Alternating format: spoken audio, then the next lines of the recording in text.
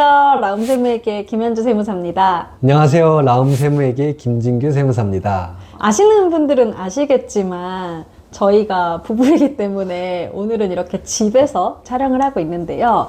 오늘 잡은 주제는 주택청약 25만 원으로 올릴까 말까입니다. 저희는 주택청약을 계속해서 하고 있는데요. 남편은 저는 10만 원씩 10만 매달 원씩 하고 있었고 있어요. 예. 저도 10만 원씩 하고 있었는데 오늘 촬영하는 날짜가 11월 1일이거든요. 오늘부터 이제 소득 공제를 받을 수 있는 한도 300만 원에 맞춰서 월 납입 인정 금액이 10만 원에서 25만 원으로 올라가요. 근데 이게 올라간다고 하니까 많은 사람들이 나도 25만 원으로 자동이체 금액을 변경해야 되나? 하지 말까? 해지할까? 이런 고민을 하시는 분들이 좀 있는 것 같아요. 우리도 고민했었잖아요. 네, 저희도 같이 25만 원으로 올릴지 아니면 한 명만 올릴지 되게 고민을 많이 했었거든요. 청약 제도에 대해서 사실 제대로 아는 상황이 아니다 보니까 그냥 무턱대고 올리면 좋지 않을까 하는 생각을 하긴 했었는데 좀 공부해서 어떤 것들이 좋은지 오늘 알려드리려고 해요. 이번에 주택청약 종합저축 국민주택의 회차별 납입 인정 금액이 오른 거거든요. 국민주택이라고 하면은 이제 정부나 이런 기관이 공급하는 주택을 말하는 거라서 회차별 납입 인정 금액이라는 게 1회차에 최대 10만 원까지 인정을 해줬었는데 아무리 많은 돈을 넣더라도 10만 원까지만 넣었다고 봐주는 제도였어요. 정부가 주택청약 납입 인정 금액을 올린 이유가 있어요. 왜 올렸을까요? 저는 잘 모르겠어요. 모르겠어요? 네, 알려주세요. 주택청약 가입자 수가 계속해서 감소를 하고 있어요. 최근 한 2년 3개월 만에 180만 5천 명 정도가 감소를 했다고 해요. 그러니까 사실 청약 통장 있다고 청약 당첨되는 거 아니다 라는 생각이 좀 만연한 것 같은데요. 그렇게 생각하시나요? 네, 저희도 청약을 계속 해봤는데 번번이 떨어져서 이게 약간 좌절감이 좀 있더라고요. 맞아요. 저희는 진짜 많은 청약을 해봤는데 예비 순번 당첨된 적도 없잖아요. 없어요. 네. 그래서 조금 청약통장 무용론 이런 것들이 많아서 지금 그런 것 같은데요. 국토교통부 같은 경우에는 이렇게 청약통장 가입자 수가 감소하게 되면은 사용할 재원이나 이런 것들이 좀 줄어들다 보니까 혜택을 주기로 한 거예요. 무슨 혜택이 있죠? 이자 같은 경우도 청약통장 이자가 워낙 낮았는데 이거를 최대 3.1%로 인상을 했고요. 네. 소득공제 한도도 2024년 1월 1일 납입분부터는 300만 원으로 올렸어요. 그리고 이제 부부의 중복 청약도 허용하고 배우자 통장 보유 기간도 합산하고 미성년자 납입 인정 기간도 5년으로 확대하겠다 이런 내용을 발표를 했거든요. 네, 저희도 맨날 청약할 때 야, 이번 네가 할래?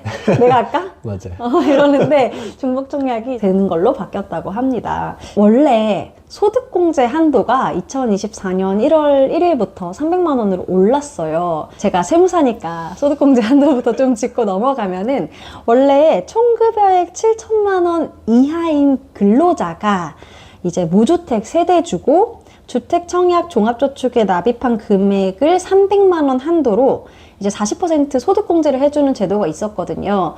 근데 납입 인정 금액은 10만 원인데 소득공제를 300만 원을 해주니까 조금 언밸런스가 생긴 거죠. 이런 것들을 조정해주는 과정이었고 2024년에는 소득공제 한도가 올랐다고 하면은 2025년부터는 세대주의 배우자도 해주는 걸로 바뀔 거라고 하네요.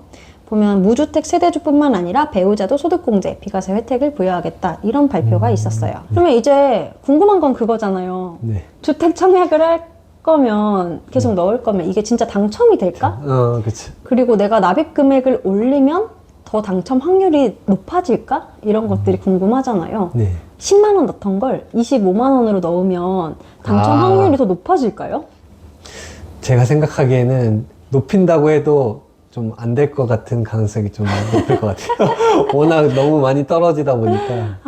그러니까 저희는 진짜 많이 떨어져가지고 네, 금액을 높인다고 이게 될까? 안 될 것 같아요, 저는.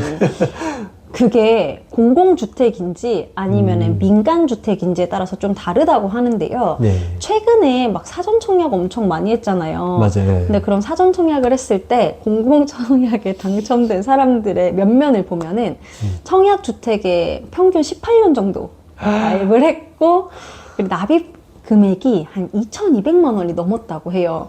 그러니까 18년 동안 꾸준히 10만 원을 넘어야 당첨이 됐다는 거죠. 근데 왜 이렇게 넣는 사람이 당첨이 되냐고 하면은 공공주택 청약 자체가 이제 1순위끼리 경합을 할 때 40제곱미터를 넘는 주택이라고 하면은 청약에 주택 총액이 많은 사람을 선정했다고 해요. 아, 그러면 높으면은 좀 유리해질 수도 있는 거네요. 그쵸. 높이면 유리해질 수도 있는데 나도 높이고 너도 높이면 똑같네. 네, 그냥 청약 인플레이션만 발생하는 거고요. 만약에 다들 높이는데 내가 안 높인다? 아, 하면 그러면 공공주택에 당첨될 확률이 좀 떨어지는. 줄어들겠죠. 저희가 살고 있는 이런 힐스테이트, 레미안, 자이 이런 민간주택 같은 경우에는 좀 달라요.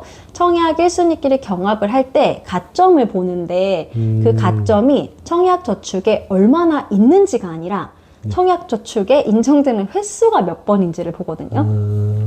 그러니까 그냥 일정 예치금 기준만 넘었다라고 하면은 저축의 총액이 얼마인지가 들어가는 게 아니에요. 그러면은 25만 원으로 올리던지 10만 원으로 놔두던지 큰 영향을 받지 않겠죠. 네, 그렇죠. 이해가 되나요? 네, 설명해 잘 주실 수 있어요, 저한테? 네, 잘 해줄 수 있습니다. 저희도 그러면은 25만 원으로 올리면 너네 공공분양 노리려고 한 거야? 라고 생각하실 수도 있는데 사실 공공분양 같은 경우에는 뭐 납입액이나 이런 것도 보지만 실제 지원할 수 있는 사람의 소득 기준과 자산 기준이 있어요. 그래서 소득 기준은 전용 면적 60제곱미터 이하 일반 공급에 적용되는데 전년도 도시근로자 월평균 소득의 100% 이하여야 해요. 근데 전년도 도시근로자 월평균 소득의 100% 이하가 어느 정도인지 2024년 기준으로 한번 보면 저희는 2인 가구니까 2인 가구. 3인 이하가 한 700만 원 정도의 소득이 있어야 되거든요. 그 정도보다 덜 돼야 이제 소득 기준을 충족하는 거고 자산 기준은 부동산 기준으로 한 2억 1,500만 원 정도, 자동차는 3,700만 원 정도. 자산 기준이랑 소득 기준을 충족하면서 저축액이 많아야 당첨이 될 수 있습니다. 사실 저희는 공공분양에 청약하려고 하는 것보다는 약간 가입 횟수를 늘리는 민간 분양에 청약을 해야 될 것 같은데요. 그럼에도 저는 청약 금액을 25만 원으로 올렸습니다. 11월 1일부터. 왜 그랬냐면 25만 원을 1년 모으면 300만 원이거든요. 300만 원. 25만 원을 10년 모으면 3천만 원. 월 25만 원을 20년 모으면 6천만 원이에요. 사실 우리 6천만 원 들고 집 사러 가면 집 못 사잖아요. 그래서 그냥 딴 주머니에 모아놓는다는 느낌으로 25만 저축을 원으로 해놓는다는. 맞아요. 변경했고요. 남편은 안 올렸죠? 저는 10만 원 그대로 유지를 하고 있습니다. 네, 10만 원 그대로 그냥 횟수만 유지하기 위해서 10만 원 하고 25만 원 하고 이렇게 변경해서 지금 청약을 관리하고 있습니다. 당장 되는 걸 기대하지도 않잖아요. 네, 맞아요. 40대 넘어서 사기로 일단은 합의가 됐기 때문에 맞아요. 처음에 결혼하고는 집 사겠다고 둘이서 집 진짜 많이 보러 다녔는데 임장을 진짜 많이 아, 다녔어요. 진짜 많이 다녔죠. 좋은 집에 살고 싶고 커뮤니티 센터가 잘 돼 있는 곳에 살고 수영장. 싶다 보니까 저희가 지금 살고 있는 곳이 막 서울 중심가는 아닌데 여기 수영장이 있단 말이에요. 맞아요. 남편이 수영장을 되게 좋아해서 수영장이 있는 아파트를 사고 싶다라고 했는데 현실적으로 수영장이 있는 아파트를 구매하려고 하면은 좀 돈이 많이 들더라고요. 많이 비싸요. 그래서 저희는 40대 집을 사자 이렇게 둘이서 얘기를 하고 청약은 민간 청약을 노리는 걸로 횟수만 늘리기로 했습니다. 사실 좀 억울한 부분이 있어요. 뭐가 억울해요? 저는 19살 때 서울에 올라와서 아, 그렇죠. 10년 넘게. 사실 무주택 기간이 엄청 길거든요. 근데 만 30세가 넘어야 맞아요. 무주택 기간을 인정해 주다 보니까 저는 청약제도 자체에 대해서 좀 억울함이 있습니다. 지금 지금 3회 인정받았나요? 4회? 네, 3, 4회 정도 인정받았어요. 무주택 기간을. 그래서 좀 억울하고 저는 그냥 독립한 순간부터 무주택 기간을 인정해 주셨으면 하는데 뭐 그렇게 될 리가 없겠죠. 없죠. 어쨌든 저희가 청약 납입액을 10만 원에서 25만 원으로 올려야 될지 말아야 될지 고민하는 분들에게 오늘 좀 저희 얘기를 해드리기 위해서 이렇게 카메라 앞에 섰는데 도움이 되셨는지 모르겠네요. 피디님 어떠셨나요? 도움이 될 것 같아요. 집을 사고 싶어하는 사람들한테. 청약 해보신 적 있으신가요? 한 번도 시도를 안 해봤어요. 아직 집을 살 때가 아니라는 생각이 들어서 저도 한 40대가 되고 나면은 한 번쯤 시도해보지 않을까. 왜냐면 그때쯤 되면은 앞으로 살 곳을 어디로 정해야지가 좀 명확해질 것 같아요. 그러면 오늘 이 내용을 듣고 주택 청약 금액을 올리실 거예요? 아, 그건 사실 고민이 돼요. 왜냐면 공공주택이랑 민간. 민간주택이 다르니까. 그렇죠. 그래서 이거는 각자의 상황에 따라서 되게 많이 바뀌지 않을까. 저희도 고민하다가 누구보다 빠르게 하자 할 거면 그치. 그렇게 해서 이번 11월 바뀌자마자 25만 원으로 그냥 변경을 해버린 것 같아요. PD님 말씀하신 것처럼 각자 상황에 맞게 조금 청약 금액을 조정하시고 내가 국민주택에 할 건지 아니면 민영주택에 할 건지 이런 것들을 좀 고려하셔서 청약 금액을 조절하시면 좋을 것 같습니다. 오늘 주택청약 납입 인정 금액이 25만 원으로 올라갔는데 나도 25만 원으로 올릴까? 이런 얘기를 해봤어요.